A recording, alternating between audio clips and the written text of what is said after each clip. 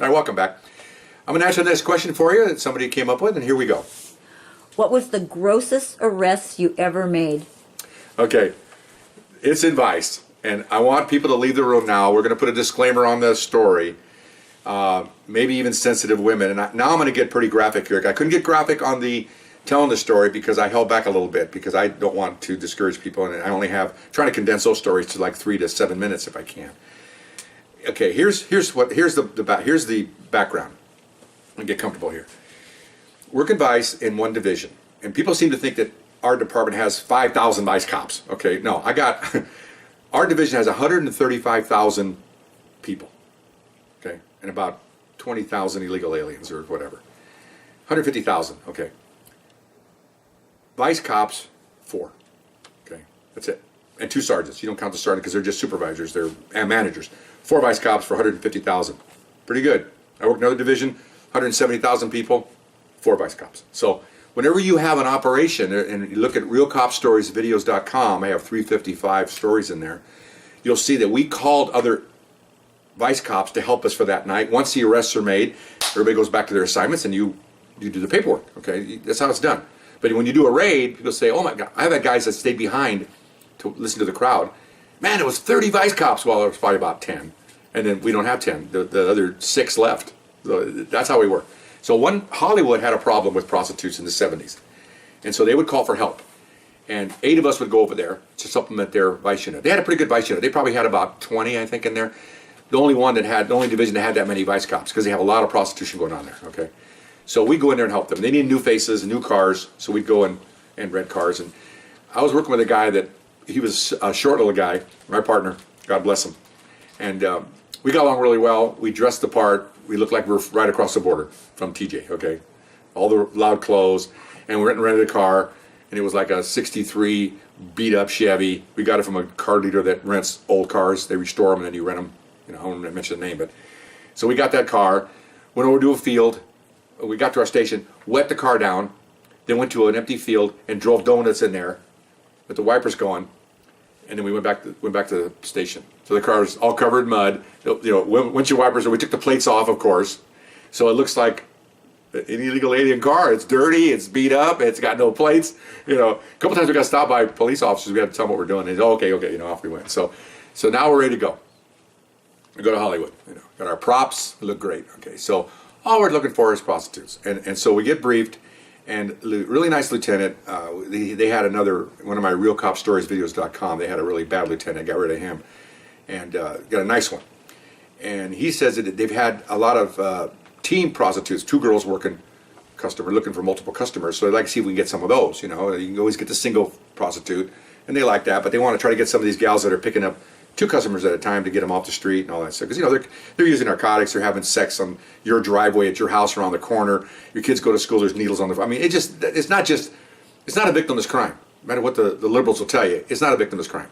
She's being you know, perverted and try to use the word, extorted. She has a pimp. She's being used. So that's a victim. She's a victim, even though she's doing the act.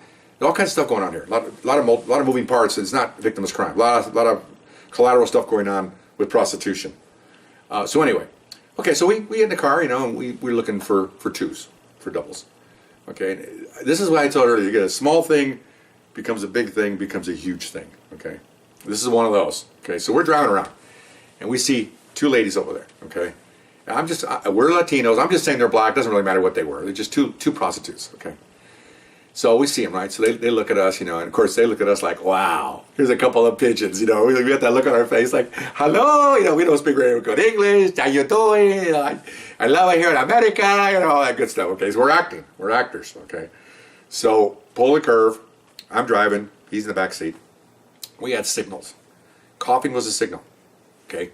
One guy coughs, he's got a violation, sex for money. I cough, he knows I got one, so we're both listening for each other. Once we hear 2 coughs, then we take him into custody. Okay. Did it before? Piece of cake. How dangerous could this be? Yeah, okay.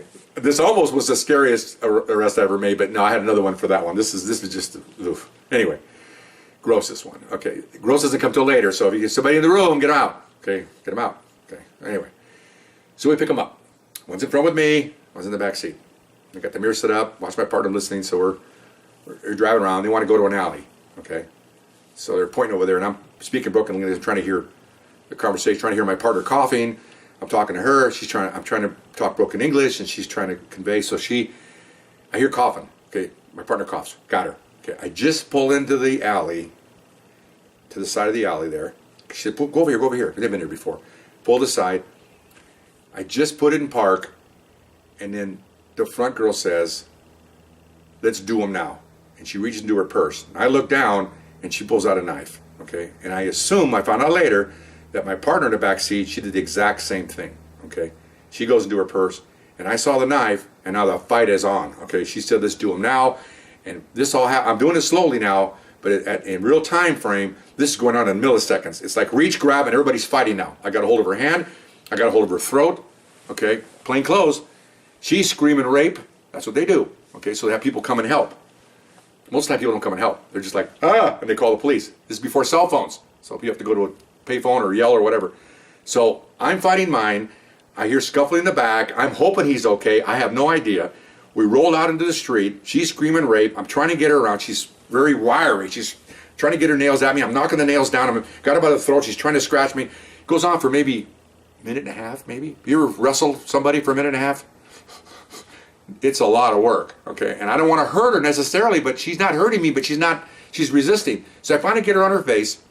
I'm on her back. I look over, see my partner, he's got her down, and he's yelling, I'm okay. I'm yelling, I'm okay. We don't have him cuffed yet, okay? So I'm trying to grab my handcuffs. People are yelling, who are you guys? And I'm, we're the police. Shut up. Prove it. I'm kind of busy right now. My partner goes, I'm busy right now. Back and forth. So just as we get him cuffed, we hear a siren, one of those, a short burst. We look up, and all we see is two black and whites with the red lights on and four headlights looking right at us. That car bumper, the police car, marked police car, was probably 3 feet from us. I mean, I'm looking right at this, like from me to the camera, pretty much as I'm looking at a grill, okay? And I hear shotguns, okay? Ah! So normally, I'm on the other end of a shotgun. I'm not normally down the barrel of a shotgun. And I assume that there was barrels pointed at us. I don't know because it was dark. I don't want to know because I might excavate. I can't say the right word. I might pee on myself, okay? I don't know. So anyway, evacuate, that's it, evacuate. Anyway, so I just put the cuffs on. I look up and I hear, freeze, police. Oh. So then my partner goes, we're vice cops. Prove it. Okay, don't shoot. So we're going like this, They're screaming rape, of course, and we're still on them. And the guys, get off of her. I said, they're prostitutes. And we're arguing. We're having like a line seminar with these guys, okay? All I see is boots, So I got the badge out. And about that time, my partner's got a badge out. And, of course, here they come, What's going on? And then their purse is all screwed out. You see the knives laying there. And, sergeant's there. A patrol sergeant pulls up. Oh, my gosh, what's going on? And we told him, oh, my gosh. Then my supervisor pulls up. He heard the call go out. He pulls up, and now he's taking over because this is a vice investigation. So he says, this is my guys. And so patrol guys take the ladies. We get all their property, and then we pick up the knives, each one, and we put their knives in the car, and then we follow back to the station. Well, back to the station, we're reviewing what happened. And I'm telling you what he told me, that when she said, let's do them, the other girl was already reaching her purse and he got the knife already out of the purse. So he did the same thing I did. He grabbed the wrist, then he grabbed the throat. That's good for women. You grab the throat. They're very weak in the throat area. Guys sometimes aren't because they work out and they have a lot of muscles. But girls, you crank your we call it a C-clamp, where you clamp their neck and squeeze in. Pretty scary for people. If they start losing their air, they forget all about fighting, okay, most of the time. So we get to the station, and these officers that transported them tell me they're screaming the whole time. We didn't have any cages, so the guys in the back had to hold these girls down the whole time. And so, okay, fine. So as part of it, I got my hay fever. I apologize. So in those days, back in the 70s, the one police station was being built. It was a police station being built. So they had to use an administrative building across the parking lot for their police station. It had a huge, probably a 12 to 14 foot glass or plexiglass window holding tank. Just a big bench along the back. And you could put 30 people in there. It's huge. Okay, and that's what they use for their jail, temporary jail, to do the paperwork and then take them out and take them to the jail. Okay, that was just a temporary holding facility. Okay, so they put them in there. And as per policy, they take the handcuffs off. Okay, now that's been argued back and forth. Whether you put someone in a cell, first you can put them in their handcuffed, and then people would get hurt. or fall. So they will take the handcuffs off if they're not a threat, put them on, take them off. The policy goes back and forth. Okay, so this policy at the time was no handcuffs in the cells. Okay, so girls were kind of quiet at the time, so they took the handcuffs off, put them in the cell. Okay, so we're over at the office or down the hall doing reports. My supervisor's sitting there. We're telling what happened, and the word got out. Their lieutenant found out we did this, so he's running around with other detectives trying to find. They've had robberies of customers by two ladies. So he's over there researching it. They have night detectives working, so they're out there researching that while we're doing our paperwork. So they come in with a real big smile on their face. They go, "This is great. What? We got 2 or 3 victims in here that were robbed by these ladies. We know it's them because we took the photo. It's been like an hour and a half now. They drove out to a victim's house, showed the photos of these girls, identified them as robbers. So you got it for robbery and all kinds of stuff. Okay, found some stolen property, credit cards in their purses. Dead bad. We're great guys. We didn't know this. Okay, fine. So they're all excited. So when you book them now, don't book them for prostitution. Book them for robberies. We're going to give you the booking reports or approval. Okay, fine. So they're all excited. The detectives, they're going to clear like 20 crimes, and they're happy. So off they go. So we're doing our reports, Then here comes the watch commander that's running the station, uniform watch commander. Says, "Are those 2 ladies yours?" We go, "Yeah." "Is that your supervisor?" He goes, "Yes, I am." "Could you 3 come with me, please?" Okay, here's the gross part. Get your child out of the room. I'll give you about 8 seconds here.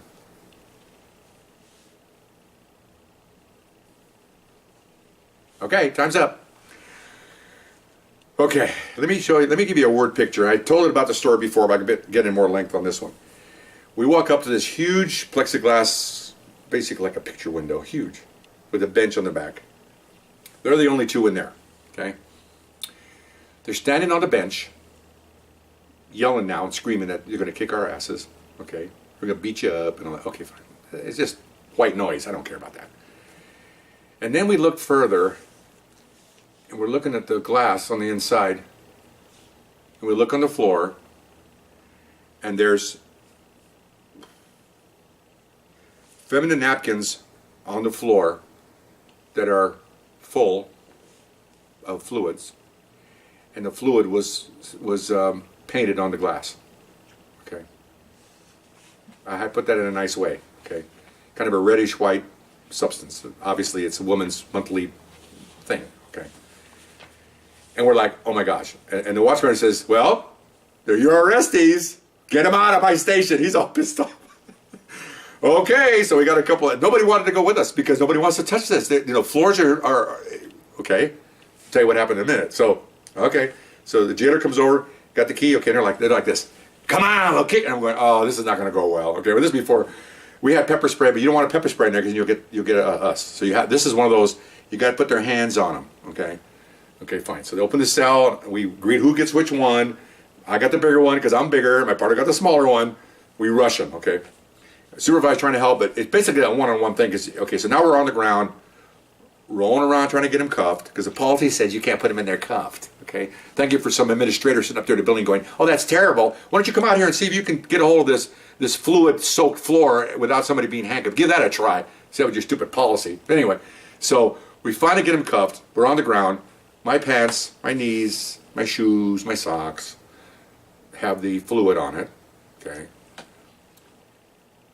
Picture the worst smell after someone goes to an unflushed bathroom. Add the smell of human smell besides the poop. I'm talking about human fluid smell, man or female, take your pick. Okay.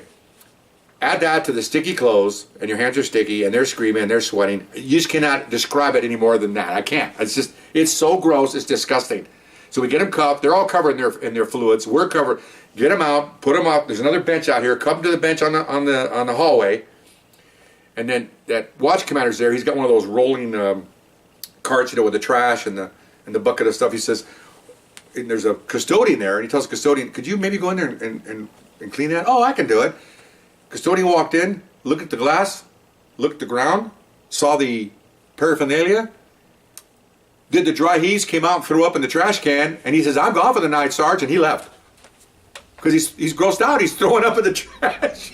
So he looks at us and he goes, "You have to clean it. It's your arrestees." He said, "Oh, it goes back to your arrestees. If you arrested someone, you're responsible for what they do, In this case, he had no custodian, so chain of command, he orders us to do it. And our sergeant goes, We're gonna have to do it. So he goes and gets some ammonia, and we went in there with some little paper masks, and we just threw ammonia pure ammonia all over the walls, put a blower on, so it wouldn't cough like I did now.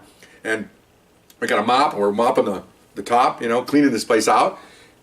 No custodian's gonna touch this thing, okay? And we got gloves on, we're picking up the two little items, you know, put it in the trash can, clean the walls, bring in some more mops. And then some of the officers came and helped us, which was nice. So we took us a few minutes to clean that up. Of course, the whole time they're screaming on the bench. Ah, yeah. Okay, fine. So okay, now you guys have to take them down to the women's jail. Oh, great. Okay, so we get a black and white, a little bit roomier, and we cuff them and we hobble them. Now, hobble is basically a leather strap with a hook on the end, and you put their feet, you put their feet or their ankles together with that, and you cinch it tight, and then you bring it up to their handcuffs so they can't kick. Okay, it's basically called a hobble. I'm not sure what they just call it, but I think I watch cops. I think they call it a hobble still. Anyway, no big deal. So we transport them. It ain't over yet. Okay. The women's jail at the time was called Sybil Bren Institute for Women. It's basically like a prison. It has huge walls. You have to go to a sally port and check in, put your guns in there, and then they slide this huge metal door open. You drive your cars in, and there's another little entry there, a sally port canopy, and that's where you take them in, and that's where the jail is. Okay, and a big parking lot for police can park in there and stuff. And the sheriffs use that for staging areas and stuff because it's highly walled, so they can go in there and do their tactical stuff, and then they can just open the gates and everybody leaves so nobody can see them, what they're doing. Nobody can shoot at them, all that good stuff. So I pull up, there's a speaker. We got two. Okay, you got to come in and bring your guns. I said, well, we can't leave them. They're 415. Now, 415 is a term meaning they're fighting, they're feisty, they're aggressive. It's a disturbance. It's a disturbance call. We get a call, 415 man means a man's causing a disturbance. We'd say they're 415. Okay, so the door opens up, you know, like a medieval castle. We drive in. Well, they called ahead. We pull in, and there's two ladies come out, two sheriffs. This whole place is nothing but lady sheriffs. They have a couple of supervisors that are men, but 99% of everybody in there, sergeants included, and lieutenant, are all ladies. They're all females. Okay. I'm 6'4", at that time, 6'5".